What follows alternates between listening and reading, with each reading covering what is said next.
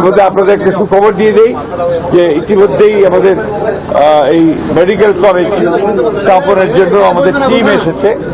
ইতিমধ্যে যারা এসছেন, কথা হয়েছে, তারা জমি দেখে আজকেই নির্ধারণ করবেন এবং তারা আশা করছেন যে 2027-এর মধ্যেই তারা এখানে ছাত্র ভর্তি শুরু করতে পারবে। তো এটা আমাদের জন্য ঠাকুরের জন্য একটা নিঃসন্দেহে ভালো খবর। দ্বিতীয়ত হচ্ছে যে আমরা বিভিন্ন বিষয়গুলো আলোচনা করেছি। আমরা সবচেয়ে বেশি জোর দিয়েছি মাদক নিয়ন্ত্রণের জন্য। আমরা আশা করি যে আমাদের এসপি সাহেবের নিজস্ব ব্যক্তিগত তত্ত্বাবধানের মাধ্যমে অতি দ্রুত এর উপরে আজ থেকেই কার্যক্রম শুরু হবে। তৃতীয়ত আমরা জোর দিয়েছি একটা যে হাসপাতাল আছে, সেই হাসপাতালের সেবা উন্নত করবার জন্য আমরা গুরুত্ব আরোপ করেছি। আমাদের ঠাকুরগাঁও পৌরসভার উন্নয়নের জন্য আপনার কাজ হয়েছে, কথা বলেছি। আজকে কৃষির উন্নয়নের জন্য আমরা কথা বলেছি, কাজ করেছি। অনেকগুলো প্রজেক্ট আছে, সেই প্রজেক্টগুলোকে বাস্তবায়িত করার জন্য দ্রুত ব্যবস্থা নেওয়া হবে। একই সঙ্গে আপনার আমাদের যে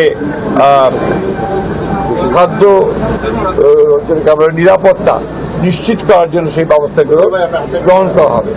এছাড়াও আমরা আপনার মহিলাদের আপনার কর্মকর্মার যে সমস্ত উন্নয়ন কর্মসূচি আছে সেগুলোর ব্যাপারে কথা বলেছি। যুবক উন্নয়ন করছে সেটার কথা বলেছি।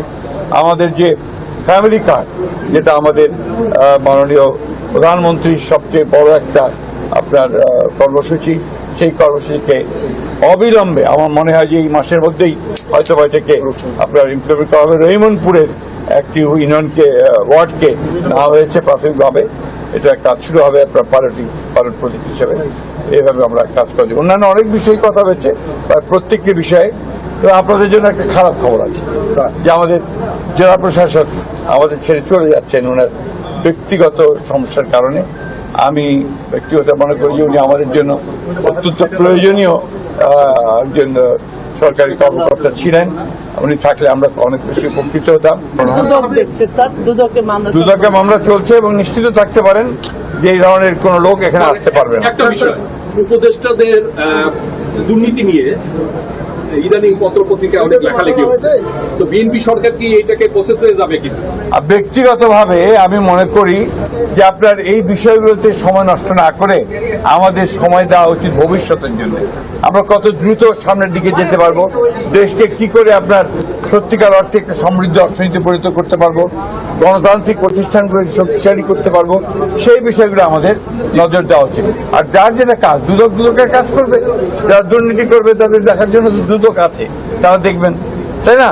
আমরা কখনোই দুর্নীতিকে প্রশ্রয় দিইনি, দেবো না। Thank you. আবার দেখবেন যে সুন্দর হবে।